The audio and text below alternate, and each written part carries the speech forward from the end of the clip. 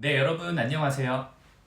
이든쌤입니다. 오늘은 여러분들이 열차 승무원 채용을 준비하면서 아무래도 가장 어려워하는 부분인 서류 작성에 관한 이야기를 해드리려고 합니다. 아무래도 방대한 양의 글자 수를 채워야 하는 이 코레일 관광개발의 서류는 많은 지원자들이 힘들어하는 부분 중 하나인데요. 그래서 제가 여러분들에게 코레일 관광개발 서류 작성 팁을 하나씩 영상을 통해 알려드리려고 합니다. 오늘은 첫 번째로 이 직무수행계획서 작성에 대한 이야기를 해드리려고 합니다. 우선 팁을 드리기 전에 직무수행계획서가 뭔지 알아야겠죠. 이 직무수행계획서는 대단히 어려운 건 아닙니다. 아무래도 다른 회사 채용에서 자주 볼 수 있는 문항이 아니기 때문에 여러분들이 어렵게 생각하시는 것 같습니다. 자기소개서나 경력, 경험, 교육사항은 그래도 진부해본 경험이 있을 수 있지만 이 직무수행계획서는 처음 써봐서 어떻게 해야 할지 막막해하는 분도 계시더라고요. 이 직무수행계획서를 풀어서 설명해 본다면 직무, 즉 열차 승무원이 수행, 열차에서 근무하는, 즉 승무를 계획서, 어떻게 할 건지 적는, 다시 쉽게 말씀드리면 너가 열차 승무원으로 뽑히면 어떻게 일할 거니? 를 물어보는 항목이라고 생각하시면 되겠습니다. 실제로 열차 승무원 정규직으로 여러분들이 입사하게 되시면 이 직무수행계획서를 또 작성하게 되실 겁니다. 어쨌든 이 직무수행계획서는 열차 승무원이라는 직무의 이 직무 역량과 연결해서 자신의 생각, 가치관, 경력, 경험을 통해서 미래에 어떻게 근무하겠다는 자신의 계획과 포부를 밝혀주시면 되겠습니다. 이 직무수행계획서는 총 1000자이기 때문에 넉넉하죠.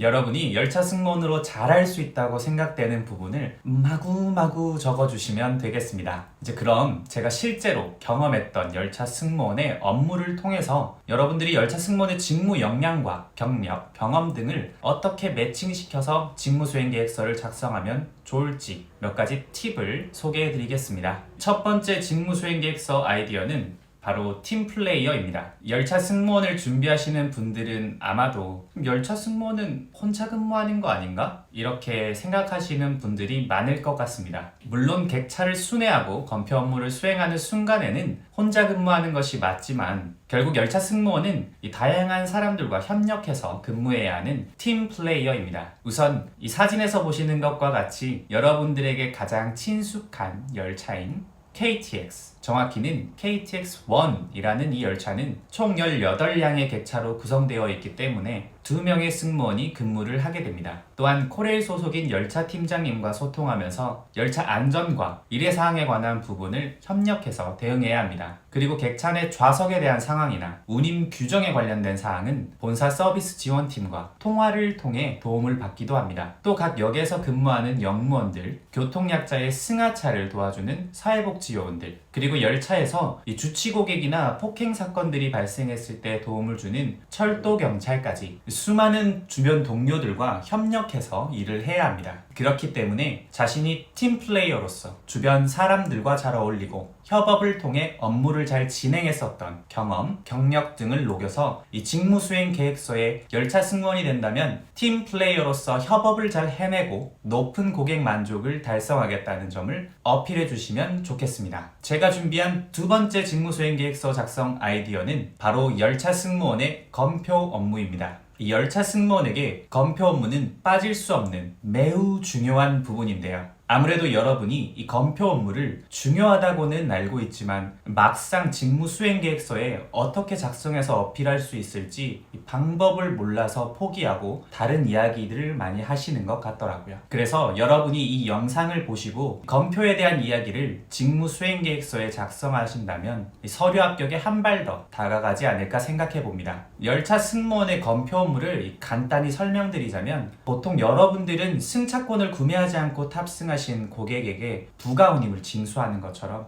돈을 받아내는 업무를 많이 떠올리시는 것 같아요. 하지만 제가 생각하는 검표 업무는 서비스의 개념이 포함되어 있다고 생각합니다. 이러한 부분을 가장 잘 설명해 드릴 수 있는 예시가 바로 복합 열차입니다. 이 사진에서 보시는 것처럼 KTX 산천은 열차와 열차를 하나로 연결해서 복합 열차의 형태로 운행하는 경우가 많습니다. 예를 들어서 서울에서 포항과 진주로 가는 열차가 동대구까지는 복합 열차로 함께 이동하고 동대구에서 분리된 이후에 포항과 진주로 각각 이동하는 형태라고 생각하시면 되겠습니다. 이때 열차가 아무래도 하나로 합쳐져 있다 보니 동일한 목적지로 간다고 생각하고 잘못 탑승하시는 고객님이 매우 많습니다. 그렇기 때문에 열차 승무원이 영접 인사를 하면서 이 마이크를 가지고 안내를 하기도 하고, 또 역사에서도 별도의 안내 방송이 추가로 나오지만 실제로 오승하시는 고객이 매우 많습니다. 이런 상황에서 가장 중요한 것은 아무래도 열차 승무원의 정확한 검표 업무이겠죠. 검표를 통해서 고객님이 다른 열차에 탑승하셨다는 것을 확인하고 올바른 열차에 탑승하실 수 있도록 도와드리는 것은 이 검표가 서비스가 되는 정확한 예시라고 생각합니다. 아무래도 열차를 잘못하게 되면 고객이 포항을 가셔야 하는데 진주로 갈 수도 있고, 이 진주로 가셔야 하는데 포항으로 갈 수도 있기 때문에 이러한 부분에서 검표가 단순히 부가운임을 징수하는 것이 아니고 승객이 편안하고 안전하게 목적지까지 갈 수 있도록 도와드리는 서비스가 될 수 있다고 생각합니다. 그래서 여러분이 어떤 정확한 정보로 고객의 불편을 예방하거나 또는 최소화시켰던 경험이 있다면 검표 업무와 매칭시켜서 직무수행 계획서를 작성해 보시면 좋을 것 같습니다. 제가 준비한 세 번째 직무수행 계획서 아이디어는 세심하고 먼저 다가가는 서비스 마인드입니다. KTX1은 5호차와 특실 좌석을 제외하면 모든 좌석이 고정식이기 때문에 역방향 좌석이 존재합니다. 열차에서 근무하다 보면 역방향 좌석을 구매하시고 탑승하셔서 정방향으로 좌석을 변경해달라고 하시는 승객을 많이 만날 수 있습니다. 예전에는 역방향 할인 제도가 있어서 이러한 불편함을 어느 정도 금액적으로 상쇄시켰지만 현재는 동일한 운임으로 운영되고 있기 때문에 가벼운 항의를 하시는 고객님을 만나기도 했습니다. 그렇기 때문에 이 승무원의 따뜻하고 세심한 서비스가 더 중요하다고 생각됩니다.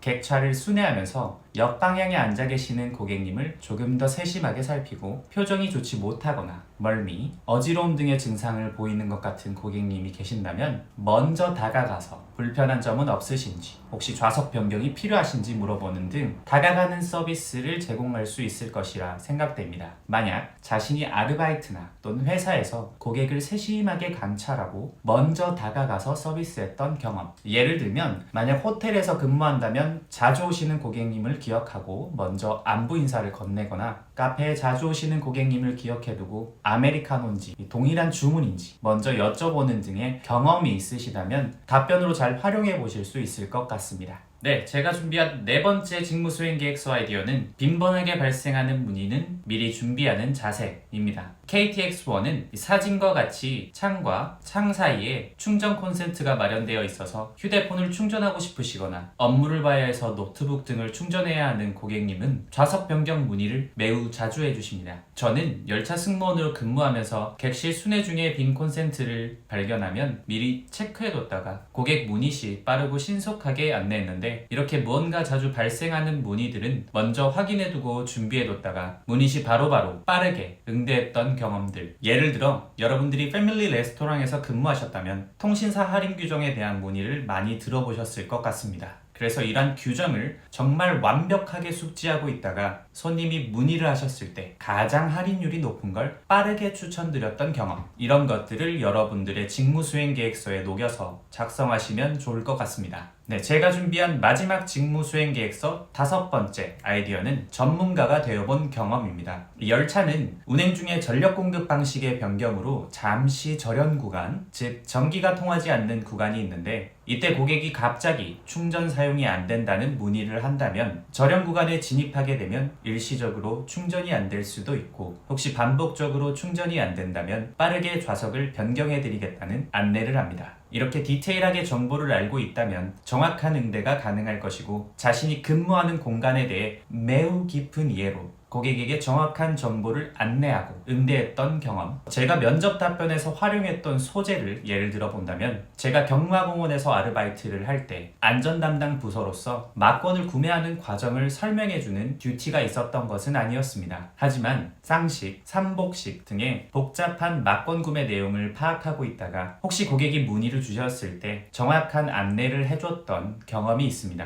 이처럼 자신이 근무하는 곳에서 정확하고 깊이 있는 정보로 하고 고객에게 완벽한 안내를 했던 경험을 직무수행계획서에 어필한다면 좋을 것이라고 생각됩니다. 네, 오늘은 열차 승무원의 실제 사례를 통해 여러분이 조금은 편하게 직무수행계획서를 작성하실 수 있도록 도움이 될 만한 아이디어들을 말씀드렸는데요. 앞으로 열차 승무원 서류 작성과 관련된 아이디어나 작성 가이드, 영상을 올려드릴 예정이니 기대해 주시면 감사하겠습니다. 지금까지 스튜디오 테디 이든쌤이었습니다. 감사합니다.